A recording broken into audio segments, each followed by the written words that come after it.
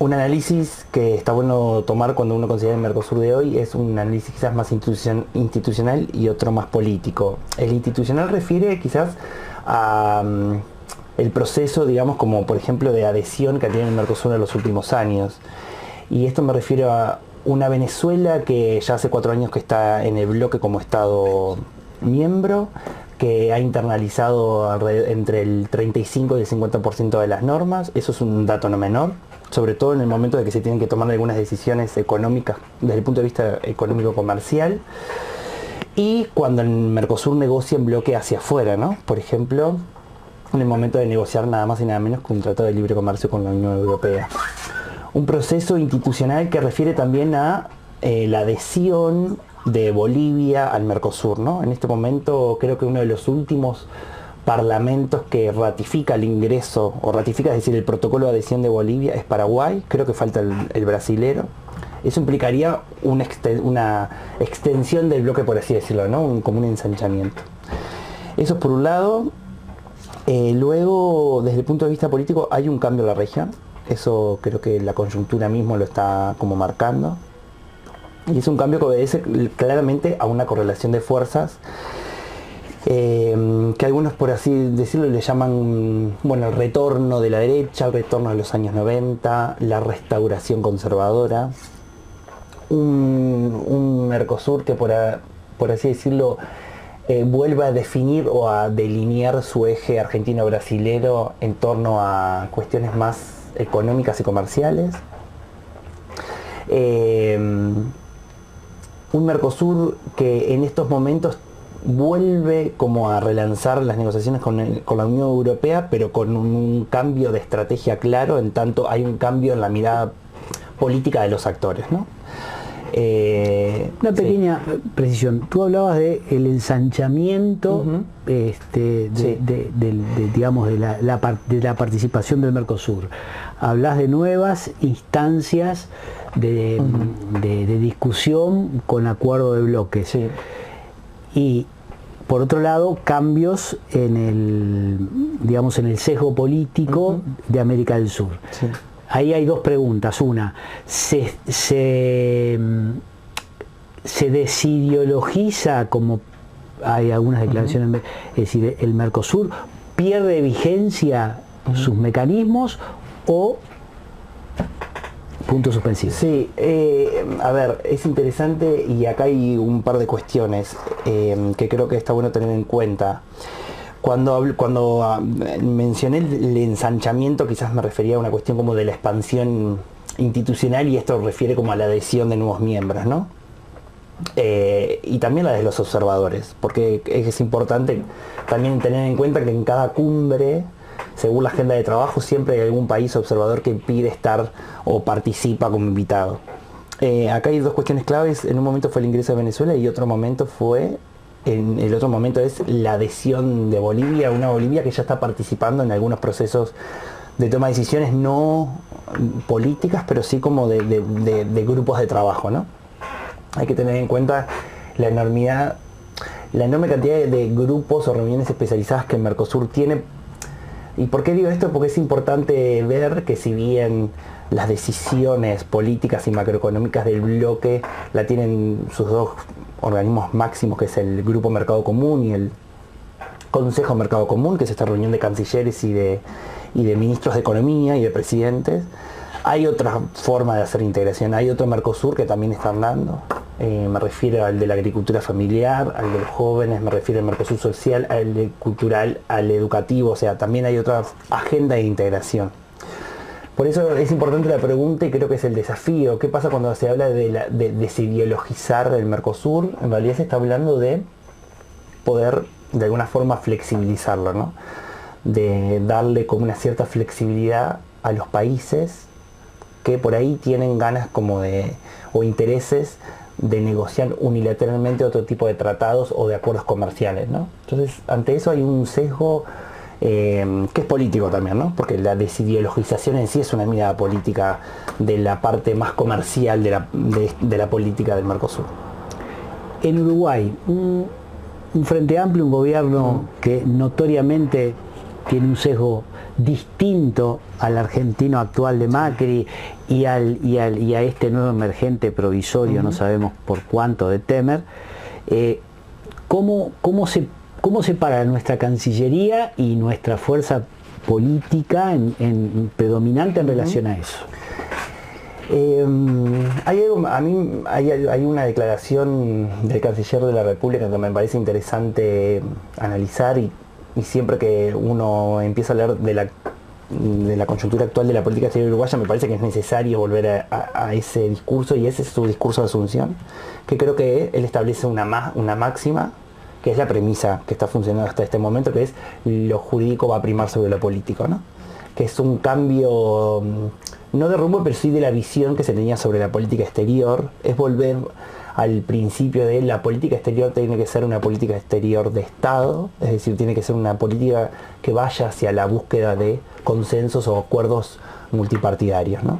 Eso es una discusión que creo que el actual gobierno del Frente Amplio viene dando, si es necesario que esa política sea o de gobierno o de Estado, ¿no? ¿Por qué? Porque las miradas sobre el mundo son distintas, las miradas sobre la misma realidad es distinta, y esto significa que el modelo de desarrollo al que se aspira es distinto. Entonces, claramente, si aspiro a uno u otro modelo de desarrollo, mi inserción internacional necesariamente va a ser distinta, ¿no? Si yo quiero apostar justamente a tratados de libre comercio o a la construcción de cadenas de valores globales, es lógico que voy a intentar ir o insertarme internacionalmente ahí donde están construidas o se están negociando estos grandes acuerdos, por ejemplo, de libre comercio, como es en el caso del Transpacífico y del Transatlántico. Y después tenés la otra inserción internacional, que lo que intenta es tomar como plataforma, es decir, la negociación en bloque, ¿no? Tomar la región como plataforma base para después insertarnos en el mundo. Acá dos anotaciones. La primera, hay un centro de toma de decisiones que se consolida, que yo creo que eso es algo distinto a los otros dos gobiernos del Frente Amplio. Creo que la estrategia del presidente Vázquez en este sentido es la consolidación de la inserción internacional en dos actores claves, que es como es Cancillería y Economía.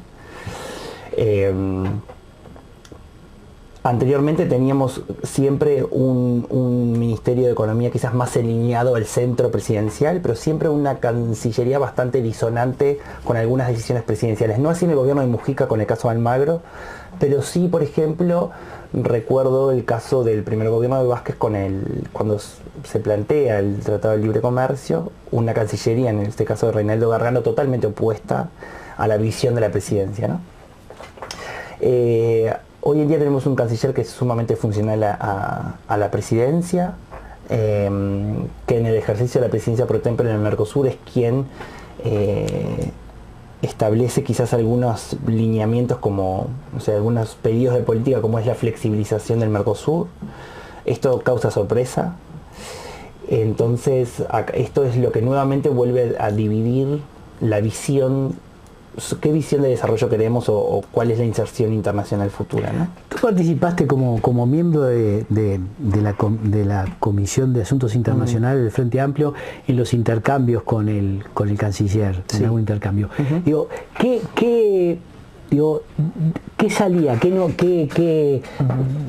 ¿Qué miradas, qué posiciones, cuánto de acuerdo y cuánto de discrepancias que quedaron planteadas allí? Sí, hay algunas correcciones, Walter, y es, participo en la Comisión de Asuntos Internacionales del Frente Amplio, y ahí se conformó un grupo de trabajo sobre inserción internacional, pero en el marco de la Agrupación Nacional de Gobierno. Todavía no hemos tenido una instancia de intercambio con el canciller, por cuestiones de agenda de él, pero sí es cierto que están definidas algunas posiciones dentro de esta discusión. La primera refiere a una estrategia, como hoy decía, más aperturista, más de libre comercio, más de inserción en lo que se denominan cadenas de valores globales o los acuerdos de cuarta y quinta generación, que son tratados bilaterales, quizás con una agenda más extensa de lo que antes se negociaba, ¿no? Antes siempre eran cuestiones referidas a intercambio de bienes y servicios, no sé, fijar determinadas regulaciones, liberalizar algún sector de la economía. Ahora son estos de cuarta y quinta generación, refieren a desde las jubilaciones hasta inclusión ciudadana, cuestiones de seguridad, cuestiones de género. O sea, ahí hay una línea clara. Es una línea que lo que intenta hacer es como desflexibilizarse de la región, como para poder ir hacia ese tipo de inserción internacional. Hay un cambio de estrategia en tanto a las regiones, es decir, se está mirando mucho a la región pacífica, sobre todo por la firma de este megabloque que existe. Y después tenés otro grupo, otro tipo de correlación de fuerzas que lo que intenta es, bueno, si bien uno no debe cerrarse, digamos, a explorar nuevos mercados, se cuestiona el cómo, ¿no? En qué formato. Y esto es porque si bien somos un país que está, digamos, como pertenece a una región, tenemos una tradición, por ejemplo, en cuanto a la defensa de lo público, y ahí hay una cuestión del cuidado de cierto patrimonio que es del uruguayo, que tiene que ver con, por ejemplo, con las empresas públicas. Y acá hay un ejemplo muy concreto, y es el TISA, que fue uno de los grandes acuerdos que estuvo sobre la mesa en esta actual administración. Lo que intentaba era regularizar todo lo que era el sector servicios. Acá hay algunas investigaciones que dicen que en Uruguay los servicios aún están mal medidos, ¿no? Es decir, ¿qué incluye regular los servicios? En su momento la visión de la Cancillería y los negociadores decían que solo incluía el sector telecomunicaciones, pero bueno, es cierto que cuando uno va a leer el TISA ve que hay otros servicios como la educación, como la salud, las telecomunicaciones, paquetes industriales, que está todo eso, también se quiere regular. Claro. Entonces eso es como un ingrediente que se habla, es decir, el Mercosur en algunos periodos estuvo fuertemente politizado por la presencia de la corriente progresista, que le dio un impulso político muy fuerte en su primera etapa. Ahora hay intentos de desideologizar el Mercosur, dando prioridad hacia lo jurídico. Ahora bien, un ingrediente político, económico de nuevo tipo fue la formación del BRICS, con una incidencia totalmente distinta, es decir, sobre todo por la inserción de Brasil junto con Rusia, China, Sudáfrica, la India. Es decir, ¿cómo opera esa presencia nueva y además tan poderosa? Porque en América, por ejemplo, China tiene mercados muy, es decir, una influencia comercial muy fuerte hoy. ¿Cómo opera en nuestra nueva realidad, en el Mercosur y en Brasil en particular? A ver, antes de llegar a los BRICS, pasar quizás antes por algunos o por otros espacios quizás de concertación política, producto de esta, como le denominan algunos, de esta repolitización, digamos, de las cuestiones regionales.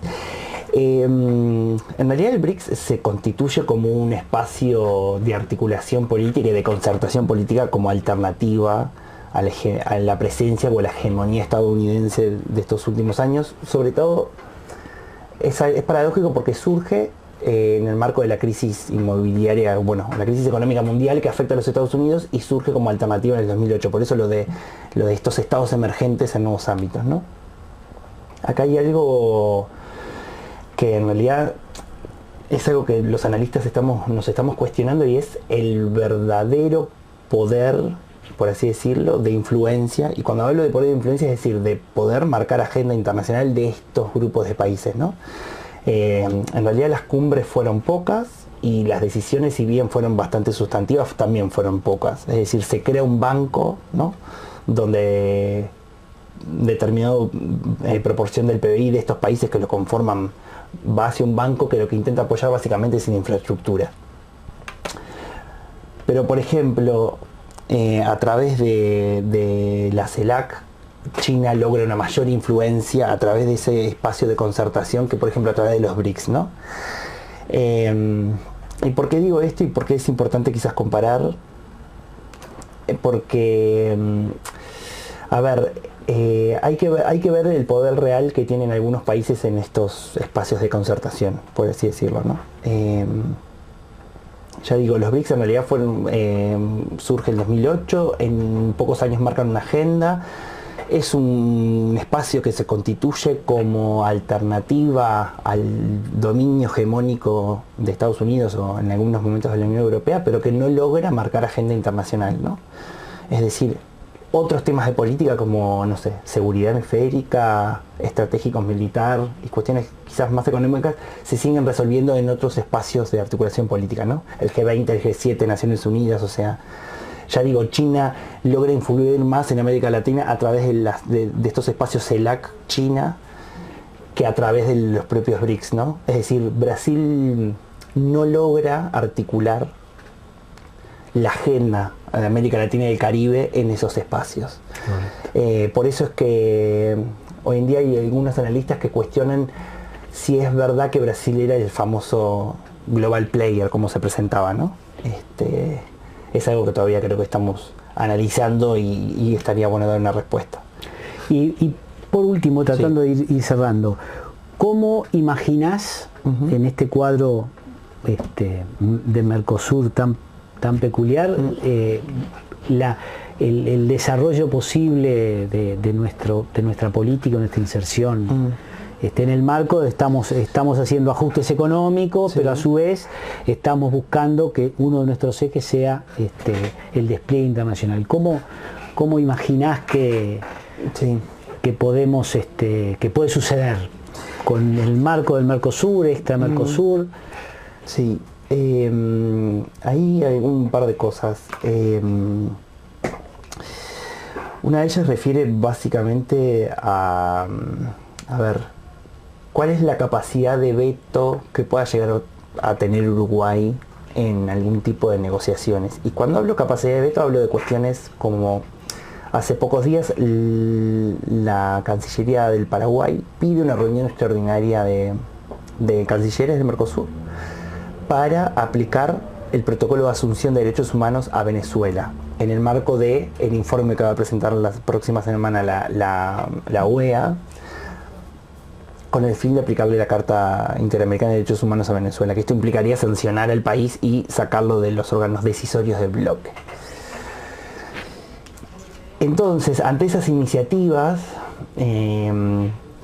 recordemos que, por ejemplo, en el 2012 hubo algo muy interesante ahí, que fue que una decisión de política doméstica veta una decisión presidencial en el Mercosur, que fue, por ejemplo, el ingreso de Venezuela por el Congreso paraguayo. Y acá voy con esto, es que decir que en esta nueva correlación de fuerzas o en este nuevo escenario electoral que por ahí es más desfavorable a lo que uno se esperaba, es decir, no están todos los amigos en el tablero. El desafío acá es Uruguay, ¿qué va a hacer? ¿No?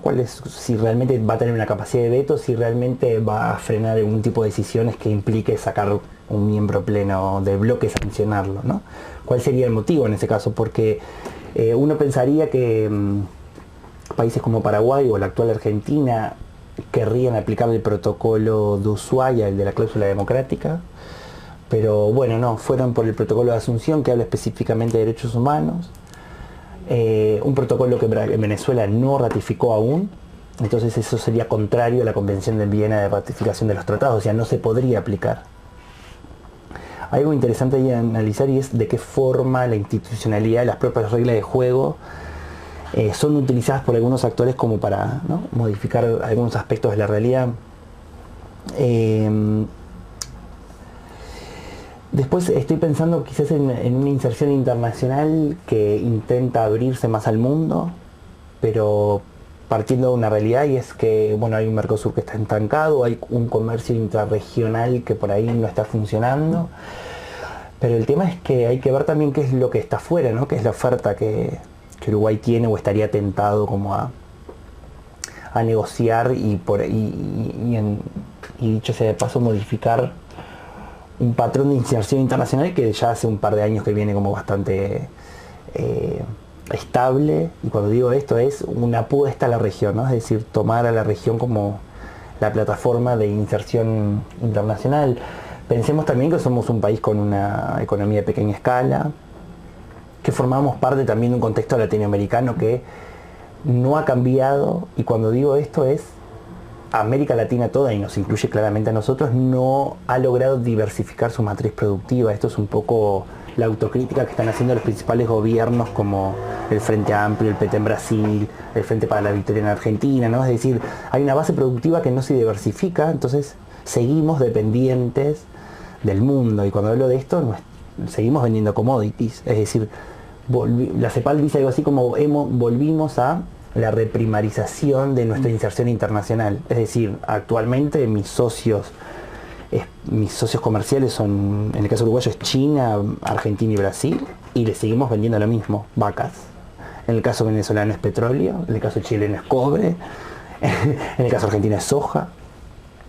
Es cierto que se apostó a diversificar algunas cadenas de valores regionales como los famosos autopartes, ¿no? Pero bueno, con una incidencia muy mínima que no logra causar ese impacto por ahí necesario que muchos economistas y muchos especialistas en política internacional mencionan, y es la inversión en aspectos tecnológicos para poder diversificar esa matriz productiva, ¿no? Bien. ¿Por qué? Porque ahora ya tenemos un mundo que está totalmente cambiado, y cuando digo cambiado es decir, un Estados Unidos que se vuelve que vuelve a restablecerse, que se recupera de la crisis mundial que tuvimos ahora en el 2008, una Unión Europea que le cuesta salir un poco más de la crisis, pero es cierto que cuando ya tenés un actor que se vuelve a fortalecer, como no, esto es aprender de la historia, también lo que pasó en los periodos de guerras mundiales, que logran incidir en la fijación de precios, ¿no? Entonces ya y nosotros somos precios aceptamos los precios internacionales, y cuando el precio empieza a bajar y no logramos diversificar nuestra economía, volvemos a ser dependientes aún más. Gracias. Bueno, Damián, una última, decir, ¿hay algo que en este contexto de las cosas que hayamos conversado que te parezca mencionar que no haya quedado? Sí, acá es importante mencionar dos cosas. Uruguay está ensayando nuevamente, o estamos repensando nuevamente la inserción internacional del país. Esto es un escenario ideal donde los tratados de libre comercio vuelven a aparecer y aparecen y son vistos como la panacea o la solución al estancamiento regional. Esto ha pasado siempre, es cuestión de ver las distintas coyunturas donde el Mercosur por ahí se ha estancado. Entonces cuando se produce eso aparecen otras estrategias o ensayos de nuevas estrategias.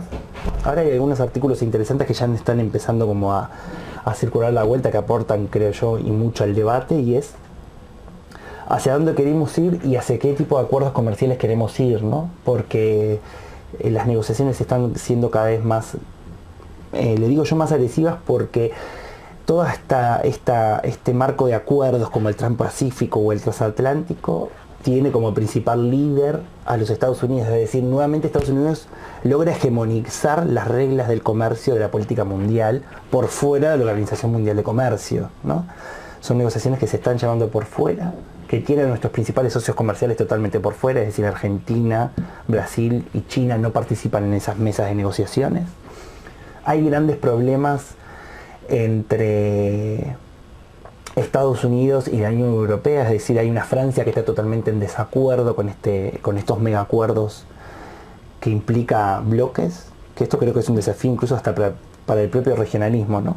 Un regionalismo que siempre había sentado sus bases en la proximidad geográfica, ahora estos grandes megacuerdos lo que hace es interconectar regiones que por ahí distintas no tienen, exactamente. Entonces eso implica un nuevo tipo de relacionamiento comercial, ¿no? Yo tengo una empresa instalada en Zona Franca cerca de Pando que va a conectar con China, y eso me lleva a pensar en, bueno, cómo van a ser mis políticas y mis normas laborales, cómo esto va a erosionar mi ordenamiento jurídico interno, cómo esto va a instalarse y va a competir con mis empresas públicas. Eso es algo que Uruguay tiene que pensar.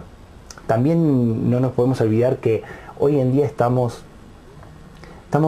estamos haciendo cargo, por así decirlo, de las consecuencias de la famosa apertura comercial de los 90. Esto es cuestión de entrar a la página del CIADI, que es el centro de litigios del Banco Mundial. Uruguay tiene alrededor más de 20 litigios presentados por empresas extranjeras Es decir, ante el Estado uruguayo, uno de ellos es el famoso caso de Phil Morris, y esto se debe a un tipo de política internacional, a un tipo de inserción internacional basada en la apertura al mundo, ¿no?